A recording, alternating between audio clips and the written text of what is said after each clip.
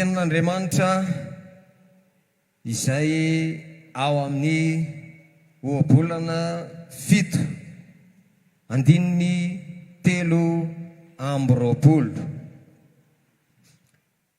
dia vakina amin'ny anaran'i Jesosy ny ohabolana 7 ary ny andininy 3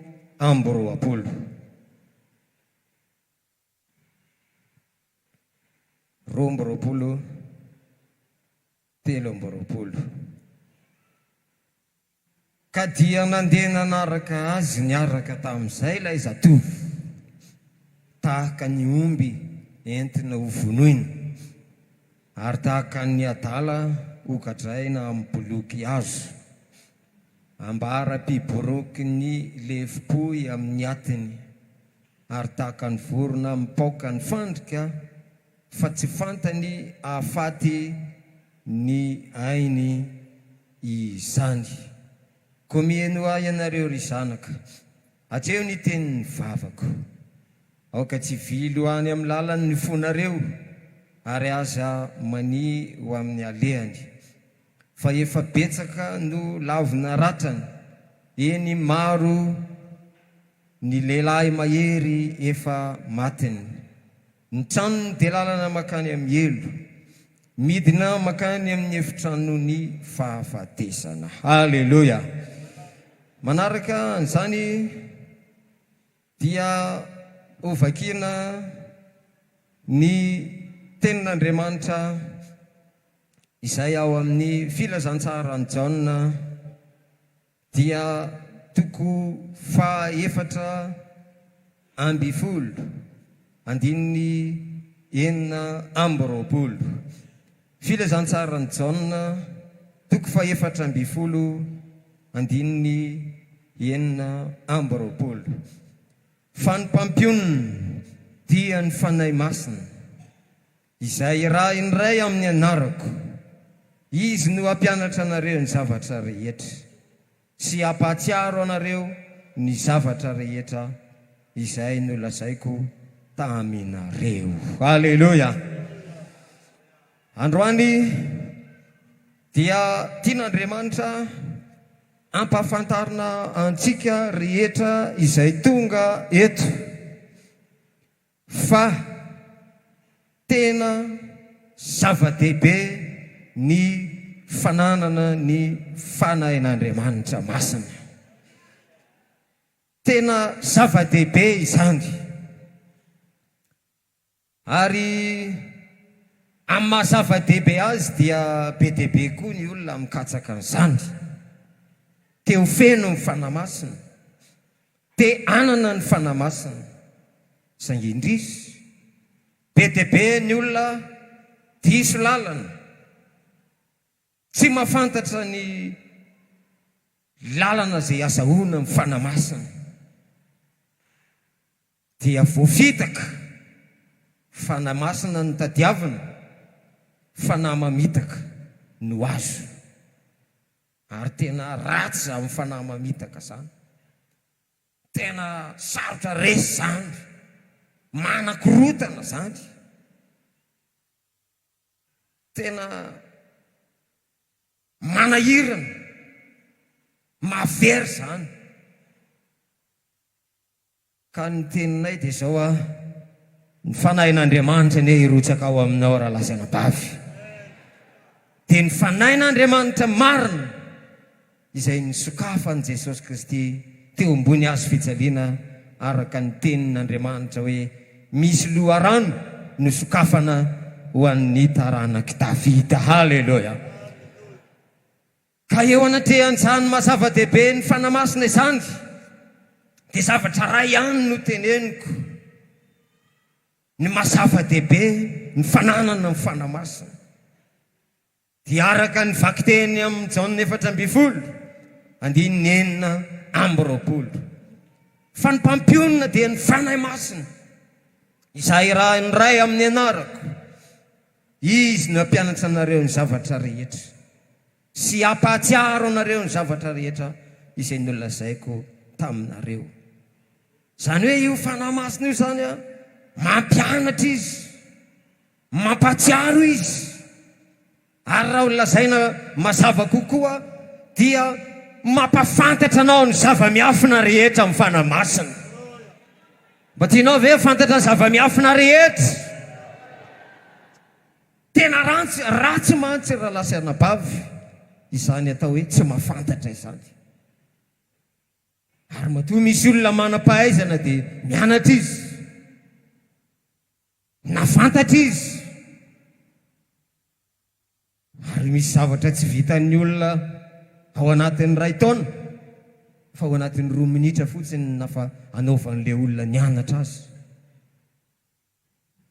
Tiako tenenina dia sambatra isika manana ny fanahy masina, fa izany fanahy masina izany ny tena mampatonga anao lavitra.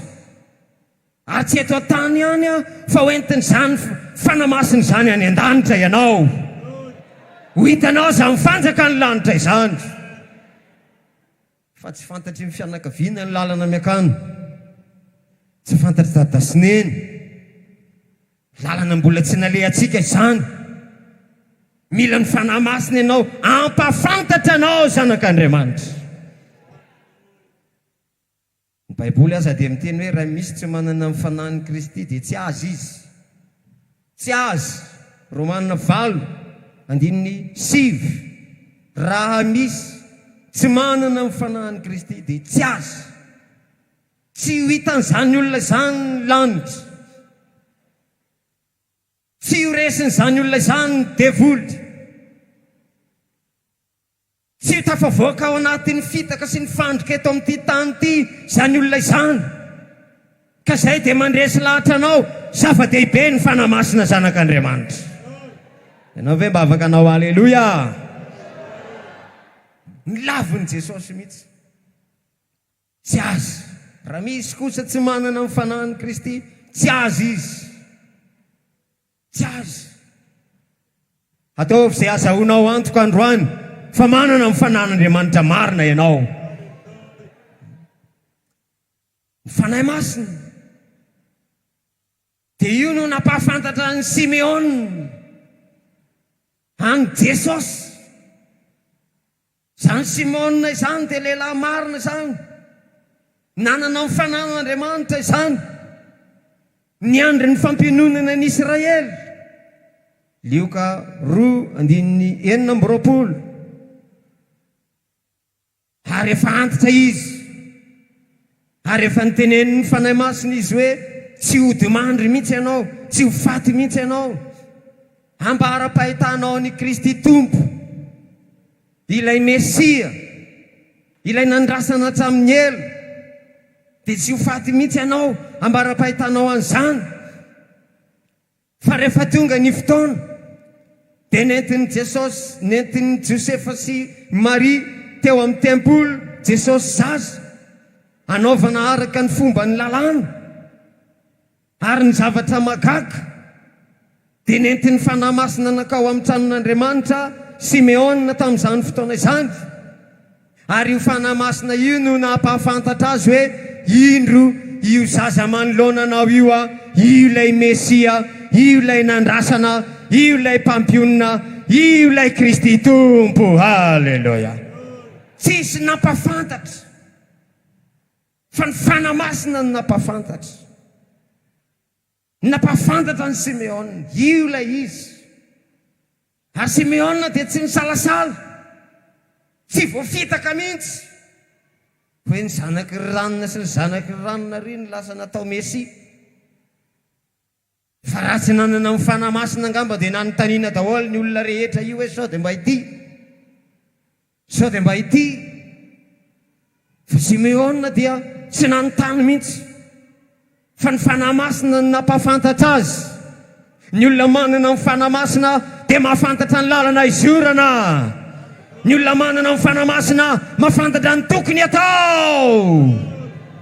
Aleo mba nangatana antsika anao aleloia mafy amin'izao ankehitriny izao. Tena zava-dehibe ny fanahy masina. Mivavaka Simeona sady nitrotro azy, nisaotra an'Andriamanitra, saotranao Andriamanitra. Ianao nefa napahafantatra, ianao nefa nilaza fa tsy ho faty mihitsy aho raha tsy efa mahita ny Kristy tompo, ilay fampiononana ny Israely. Fasavana ho an'ny jentilisy, fampiononana ny Israely olonao. Ka ny masoko ny efa nahita tompo ao, alefasa amin'ny fiadanana amin'izao ny mpanomponao. Fa ny masoko ny efa nahita ilay nampanantenainao. Tena zava-miafina anie zany e. Fa rehefa ao aminao ny fanahy masin'Andriamanitra, tsisy miafina izay tako na eo anatrianao raha lasa anabavy. Ary na ny lalana makany an-danitra aza, ambara ny fanahy masina aminao izany. Na ve afaka anao aleloia? Ka hoy aho aminao, tena zava-dehibe ny fanahy masina. Tena zava-dehibe. Ka aoka mba angetaeta ianao, tsara ny vola, tsara ny fananana, tsara ny trano, tsara ny olombelona, tsara ny zanaka, tsara lavitra mihoatra n'izy ireo rehetra ireo, ny fanahy masina. Ary mety ianao dia ho fenona ny fanahy masina ianao. Efa ny fenona ianao tamin'ny ray taona, efa ny fenona ianao tamin'ny herin'ny androany, efa ny fenona ianao tamin'ny maraina, amin'ny hariva, mbola ny fenona ianao. Zay mangetaeta dia manao aleloia. Zava-dehibe ny fanahy masina, ary tena ratsy ny tsy fahafantarana. Zay mahatonga ny olona maro efa nahita ny lalana tsara, efa nandray ny fanan'Andriamanitra, efa natao batisy, efa nanompo an'Andriamanitra tamin'ny ela. Misy ne ny olona riavany efa 70 taona nanompo an'Andriamanitra, 20 taona, 10 taona, nefa androany izy vao diso lalana. Mampalahelo izany, fa dia efa naninona loatra, fa dia efa nisinina loatra. Niaritra teto tamin'ny ela, nanompo an' Jesosy tamin'ny ela, fa rehefa teo akaiky ny vavahadiny lanitra, zay vao diso lalana. Satria nahoana? Very ilay fanahy masina, tsy ao intsony ilay mpapafantatra, ilay mpitarika.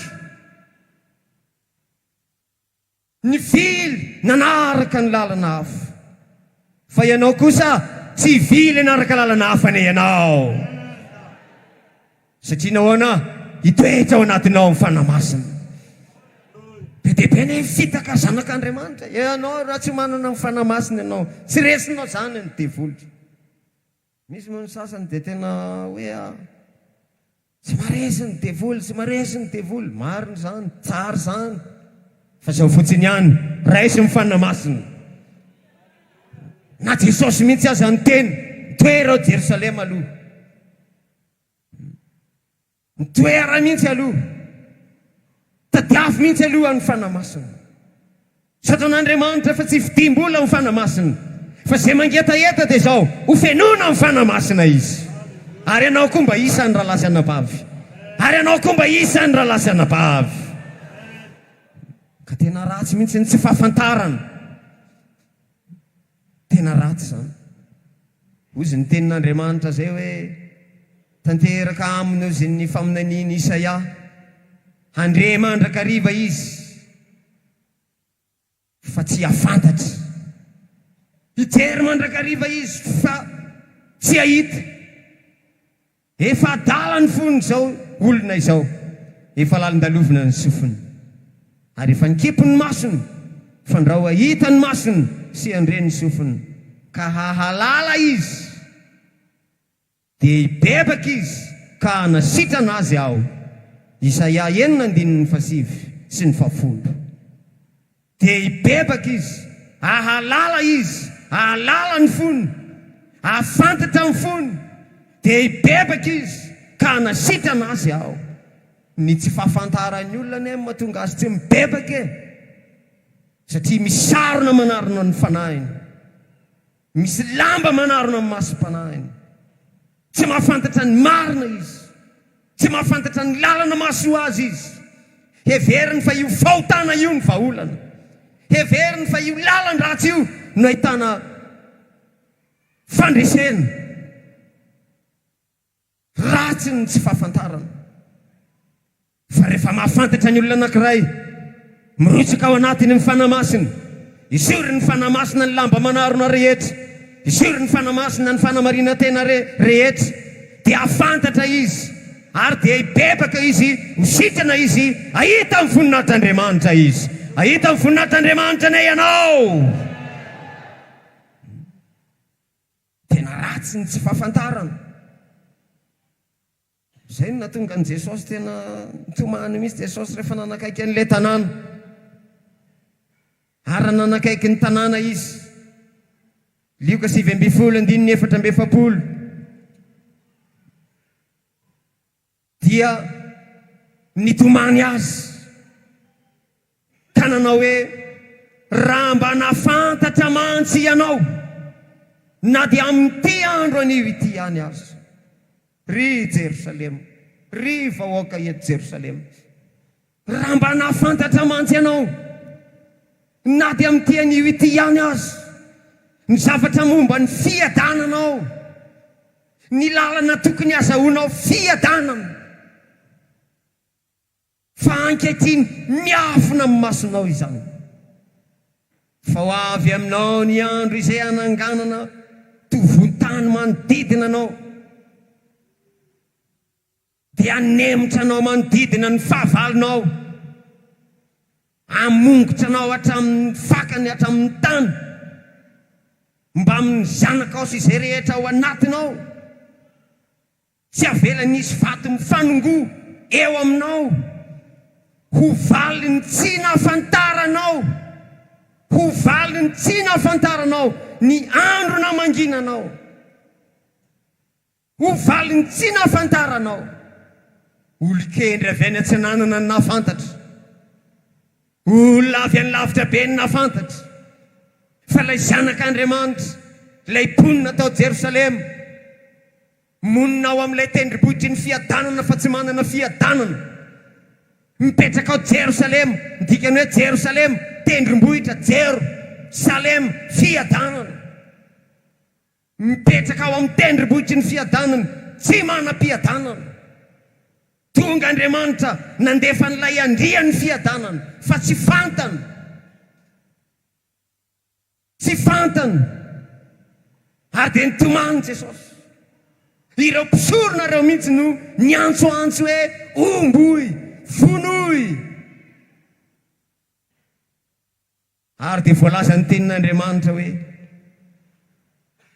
ianareo izy mandala masina sy marina, mpamon'olona ozy ny nangatahynareo, ho alefa ho anareo, fa ny tompony ny aina kosa novonoinareo.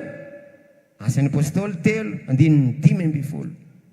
Mpamon'olona ny nangatahynareo, halefa ho anareo, fa ny tompony ny aina kosa novonoinareo.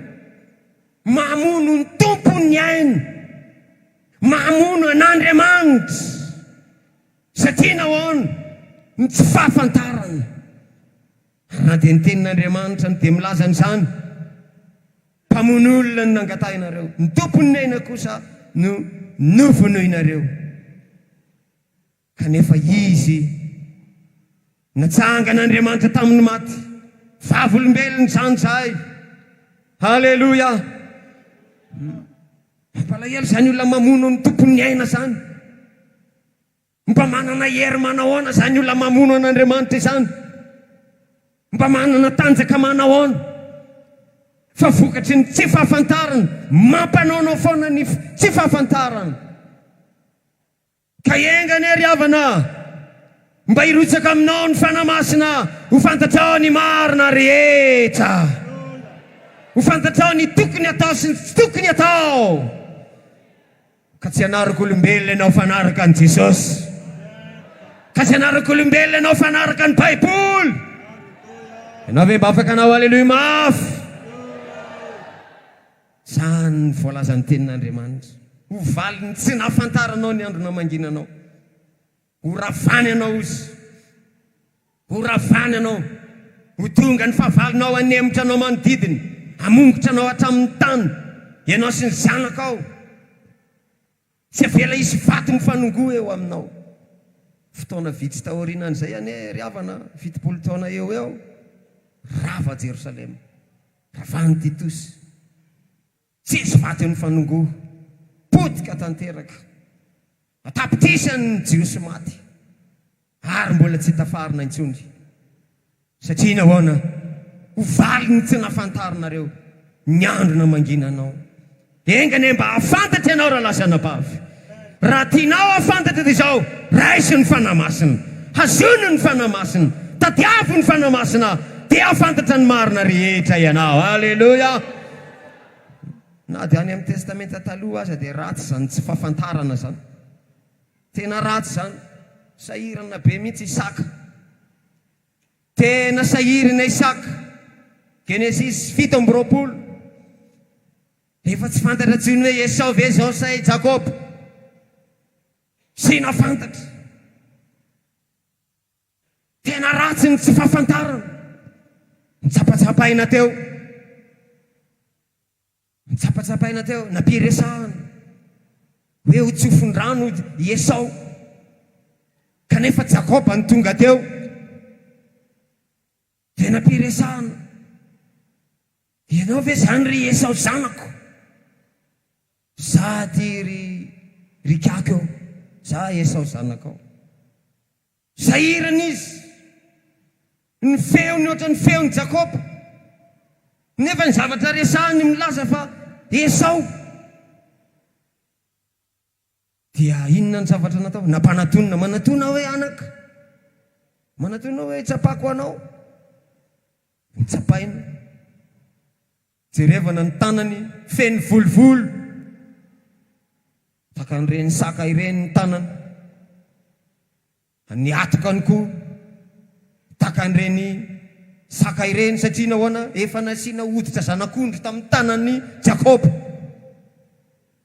Satria Isaka dia efa pahina, efa tsy mahita izy. Dia te-tsodrano any Esau izy.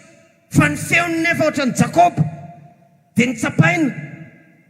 Ny tanany nefa ohatra ny tanany Esau ihany satria ohatra ny volovolosana ihany. Nitsapaina koa ny atony ohatra ny Esau ihany. Dia nohanina alohan'ny sakafo. Ty alohan'ny sakafo hohany mba tsy ho fanifanahinao rano aho. Dia nohanina. Fa nieritreritra moa mandeha ihany hoe iza marina ary zao aho. Dia nampanatona ndray mpandeha, manatona kely ndray mpandeha hoe anaka. Mba hanoroko anao. Fofona ndray koa ny ampiasaina. Fantatry foana ny fofony Esau. Esau malanilany zay satria mpihaza izy. Fay Jakob manimanitra zay a. Fay Jakob olona madio mpamboly izy. Dia manatona hoe anaka mba hanoroko anao. Dia norohany. Dia inona ny zavatra? Ny akanjon'ny Esau nefa nanaovany. Le akanjo ny Esau le malanilany haza iny.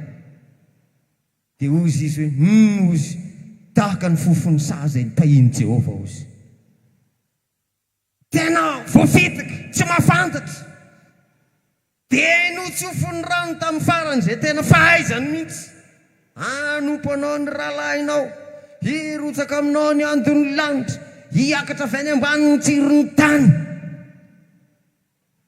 Dia andohalika eo anatrehanao ny fahavalonao. Dia ho tahiny Jehovahandriamanitra ny anao anaka. Dia ho tanteraka aminao tokotokoa. Dia amenna ne zany. Nefa tsy Esau avy anio fa olona hafa. Satria nahoana? Tsy mahafantatra. Tsy mahafantatra. Vita ny tsodrano, lasa Jakob. Niaraka tamin'izay, tonga Esau. Hindro ny sakafo ry dada. Hoano zany, mba hitsofa ny fanahinao rano aho. Ozy ny Baiboly hoe nangovotra dia nangovotra Isaka. Nangoritsana. Ahoana ndray anaka. Tena lasa ny olona ny tsodranonao. Fa iza le teo talohanao. Dia nitomany Esau. Ary voalaza ny tenin'Andriamanitra hoe tena nitomany tamin'ny fangidiny. Nitomany tamin'ny fangidiny.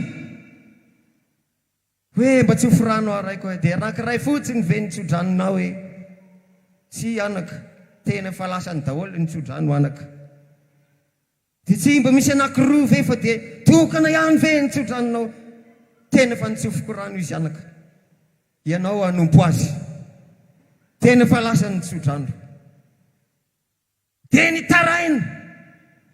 Ary dia farany dia tezitra izy.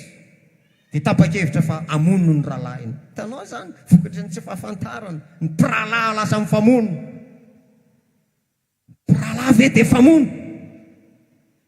tena hoe tena vinoko iny. Zany rehetra zany dia vokatry ny tsy fahafantarana. Raha mba misy nampahafantatra mantsy dia tsy nikorotana ohatran'izany, ary dia lasa olana be mihitsy. Ka ny fanirian'Andriamanitra dia mba ilamina amin'ny fiainanao zanak'Andriamanitra. Mba tsisy olana be zany amin'ny fiainanao. Mba ho mpandresy ianao. Mba ho fantatrao ny tokony atao sy ny tsy tokony atao. Mba ho fantatrao ny marina sy ny tsy marina. Mba ho fantatrao ny fanahin'ny Jehovah tompony maro sy ny fanahin'ny Balama. Fa be dia be ny olona tsy mahafantatra, voafitaka, tsy manana n'ilay fanan'Andriamanitra marina.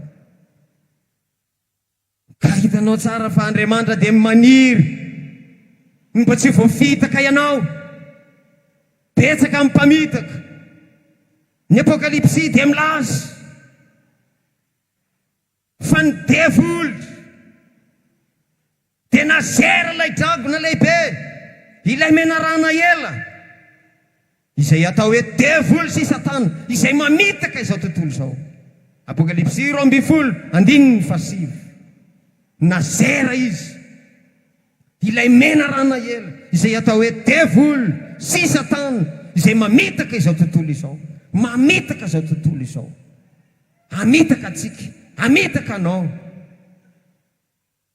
Ka raisy mifanamasina dia andamoka ny fitaky ny devoly rehetra. Velaripona ny fandrika raha hitany vorona izany zanak'Andriamanitra. Ka ny fanahin'Andriamanitra dia afaka mampahiratra anao. Afaka mampahiratra anao. Afantatra na dia ny zava-miafina. Ary io ilay vaky tenintsika teo. Tena mampalahelo. Lehilahy anankiray nahita vehivavy anankiray vadin'olona, ary dia teny an-dalambe, nanao resabe, niesaka ny taona ny rahalehilahy, tsy ao ramoseko, lasa lavitra izy, nentiny kitapom-bola, tsy miverina vetivety izy. Andehoantsika hifaly, efa nampiasa ranomanitra aho, manitra be ao an-trano ao, madio ao, mahafinaritra ao. Andao fa rangahy tsy miverina izy raha tsy efa ela. Dia hoy izy ny abolena 7-20, dia nandeha nanaraka azy izy, niaraka tamin'ilay zazalahy tahaka ny omby, entina hovonoiny. Raha mba fantatry ny omby mantsy fa hovononana izy io e. Dia nitokona ihany izy, fa indrisy tsy fantana. Dia tsy zaho manohatra azy amin'ny omby, fa ny tenin'Andriamanitra. Tahaka ny omby, entina hovonona, tahaka ny adala, ho gadraina amin'ny boloky azy. Ambara piboroky ny lefipoy amin'ny atiny, ary tahaka ny vorona mipoaka ny fandrika, fa tsy fantany, tsy fantany fa afatiny aina izany. Raha mba fantatry ny vorona mantsy fa hikatsaka kely io ane ka afatiny ainao e. I fotsibary kely voany anankiteloka ene afatiny ainao e. Raha mba fantany mantsy zany, fa indrisy tsy fantany. Tsy fantany ty zazalahy ity, fa afaty azy ane zany e. Tsy fantany ty zazalahy ity, fa amono azy mandrakizay ane zany e. Dia tahaka ny omby marina zay entina hovonoiny, tsy mahafantatra, miazakazaka ry le omby hoentina hovonoiny, tsy mba misy fanetretena mihitsy fa dia falifaly. Falifaly ery ilay adala ho gadraina amin'ny boloky azy. Faly izy, ataony fa firavaka izany, tsy fantany fa ampahory azy zany. Amandra biboroky ny lefipoy amin'ny atiny ozy, tahaka ny vorona mipoaka ny fandrika, fa tsy fantany afatiny aina izany. Tsy fantany afatiny aina izany. ry zanak'Andriamanitra zavatra tokana ny ilaina aoka fenoana amin'ny fanamasina ianao, fa ny olona tsy manana amin'ny fanamasina na dia efa entina ho vonoina azy izy dia tsy fantana, tsy fantana, na dia efa entina ho bolokina amin'ny hazo azy izy dia tsy fantana, satria tsy manana amin'ny fanamasina izy. Ary ny devoly dia fetsy, ny devoly dia tena mpandringana, mpamitaka. Ilay devoly izay namitaka ny Eva dia mikasainy hamitaka antsika koa ry havana. Ka izao ny vahaolana, tadiavo ny fanamasina, aleloia. Fitiro ny fanamasina, aleloia. Raha mba fantatry efa mantsy ry havana fa io voankazo kely menamena kely ohatra ny zavatra kely io ane hitondra fahoriana amin'ny fiainanao ane io tsy fantana, mijery ny hatsaratareny, mizazy matehinana, tsy fantany fa io anona indray mimbava io ane ka manimba zavatra be io anakorotana zavatra be dia be ne io tsy fantany. Raha mba fantany mantsy fa indrisy tsy fantany. Raha lasa nabavy ao na fenina tamin'ny manan-tsaina izany fa mpahafantarina anao ilay manetsy tena ka tonga mivavaka eto amin'ity alahady hariva ity, ka raha mety ianao tapa-kevitra Jesosy ho fenoina amin'ny fanamasina ianao. Fantatra ao ny marina rehetra zanak'Andriamanitra. Tsy anam-pahefana aminao ilay devoly. Ianao ve afaka anao aleloia?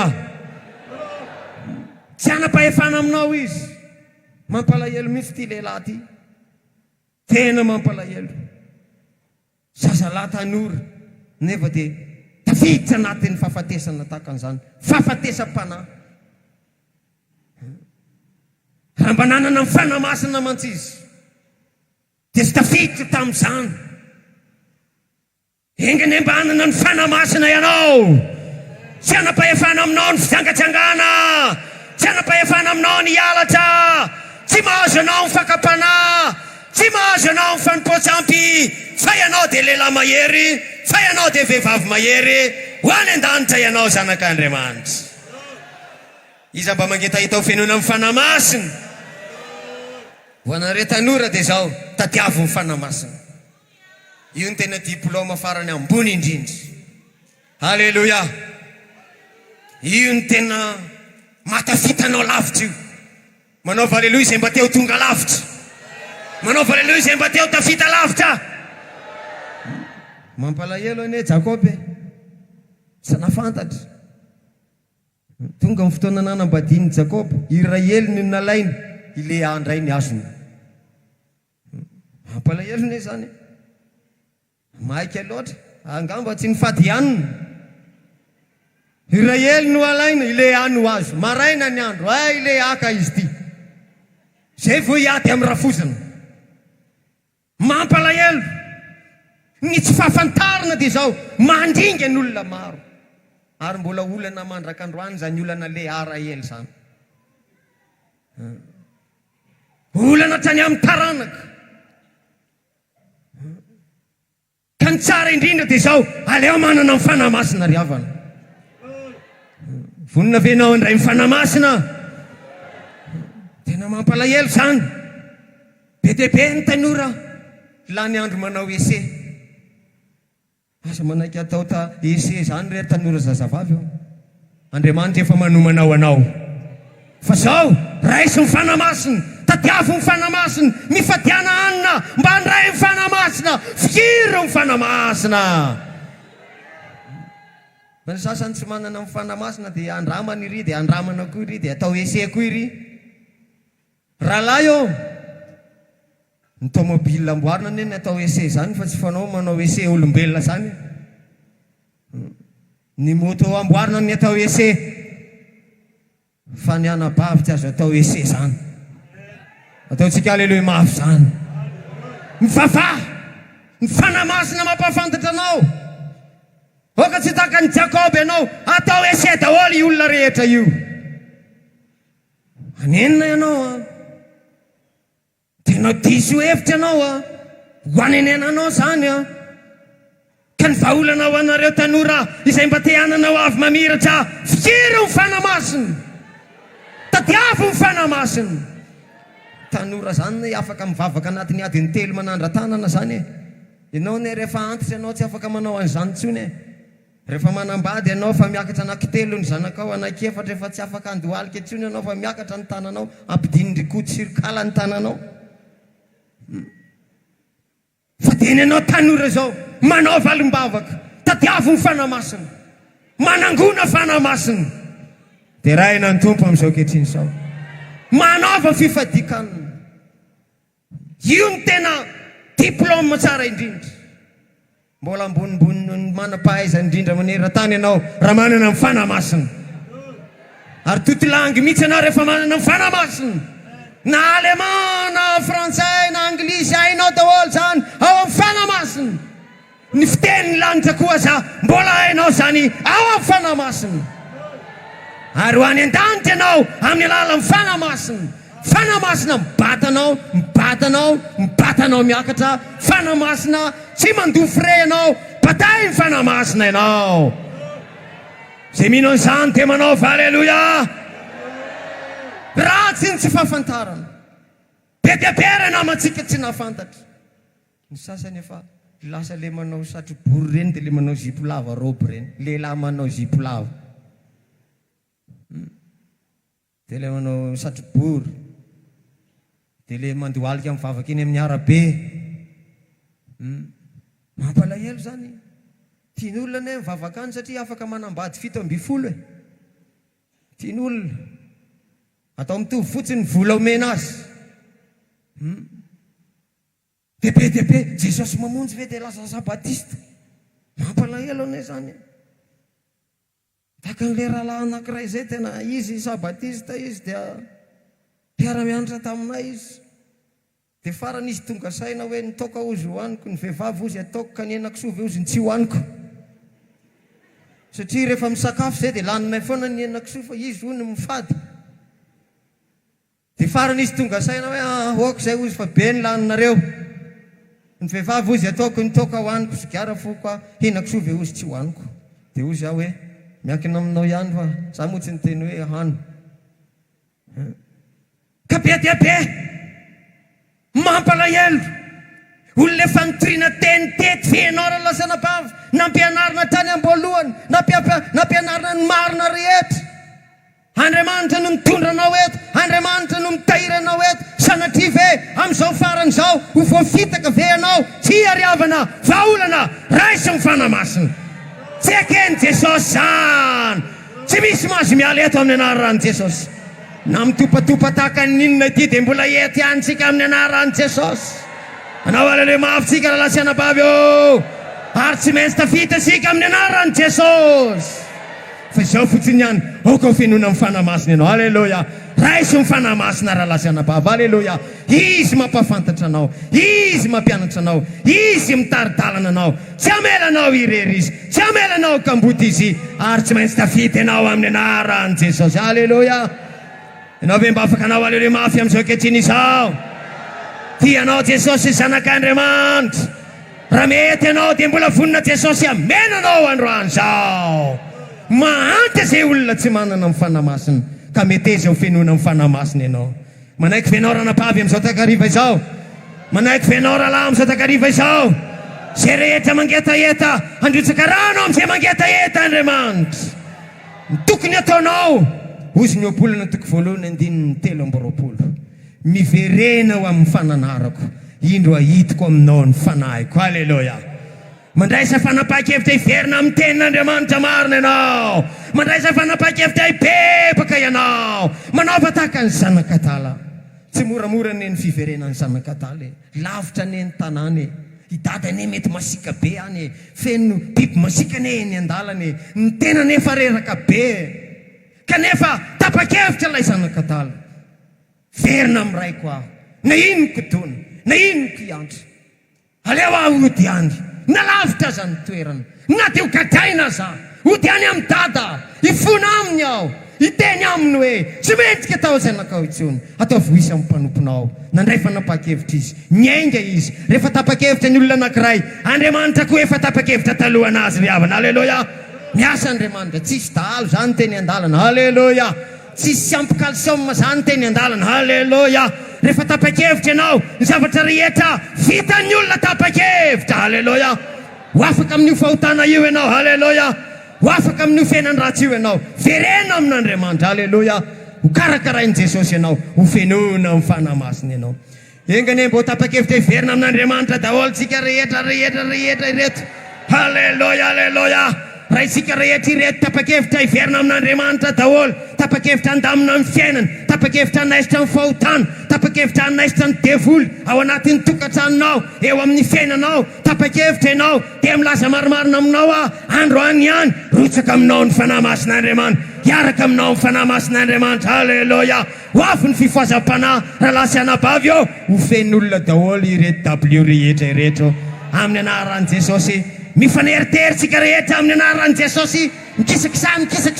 Haleloia. Mba tianao ve ho tonga izany? Verena amin'Andriamanitra ianao, ho hitina aminao ny fanahy masina. Haleloia. Izany tapa-kevitra hiverina amin'Andriamanitra amin'izao ankehitriny izao. Izay tapa-kevitra hiverina amin'Andriamanitra dia ka hitsangana anao. Haleloia. Amin'izao ankehitriny izao, sandraty ny tananao dia manao haleloia mafy ianao. Dia samia mivavaka, samia mivavaka, kipizo ny masonao, samia miverina amin'Andriamanitra raha lasy anabavy eo. Tianao Jesosy, tena ratsy izany atao hoe tsy mahafantatra izany, tena ratsy izany atao hoe tsy manana amin'ny fanahy masina izany. Te handrotsaka amin'ny fanahy masina eo amin'ny fiainanao Jesosy. Ry tanora zazavavy, ry tanora zazalahy, te handrotsaka ny fanahy masina aminao Jesosy. Ry renim-pianakaviana, ry raha lasy anabavy, raisy indray ny herin'Andriamanitra amin'ity tolakandro ety. Haleloia. Tsy fantatrao zany lalana makany an-danitra izany, lalana tery zany raha lasy anabavy, lalana lavitra zany lalan-danitra izany. Tsy vitanao samirery zany raha tsy manana amin'ny fanahy masina ianao. Aza mamono teny ianao amin'ny anaran'i Jesosy, aza mamono teny ianao fa izao raisy amin'ny fanahy masina dia ho mpandresy ianao. Ho fantatrao ny marina rehetra, ampahiratin'Andriamanitra ny fanahinao, afantatra na dia ny zavatra ho avy azy ianao. Ny fanahy masina mpianatra anao, ny fanahy masina anampy ianao ry zanak'Andriamanitra. Raha azo atao dia andao tsika raisaina mivavaka anandratanana mihitsy amin'izao ankehitriny izao, angataka n'izany fanahy masina izany. Ary raha tsapanao fa tena mpanoty ianao, raha tsapanao fa mbola mpanoty ianao, tsapanao fa mbola ao anatin'ny fahotana ianao, miverena amin'Andriamanitra, miverena zazam-piodinao. Ahitiko aminao ny fanahiko, ahitiko aminao ny fanahiko. Raha oviana amin'ity tolakandro ity, hoarotsaka aminao indray ilay fanahy masina, ilay fanahy masin'Andriamanitra marina. Raisy ny fanahy masin'Andriamanitra marina, raisy ny fanahy masin'Andriamanitra marina. Raisy andro Jesosy mamonjy eo amin'ity tolakandro ity samia mivavaka mahantra mihitsy ianao raha tsy manana amin'ny fanahy masina. Sanatria ve dia tafandrimandry ve ianao, dia tsy vavaka ve zany ianao, dia tsy vavaka ve zany ianao, dia tsy taraina ve zany ianao, dia tsy ilainao ve zany ny fanahy masina. Sia ry havana, sia andao sika hitaraina, andao sika hitaraina. Raisy ny anjaranao amin'ity andro androany ity, verena amin'Andriamanitra.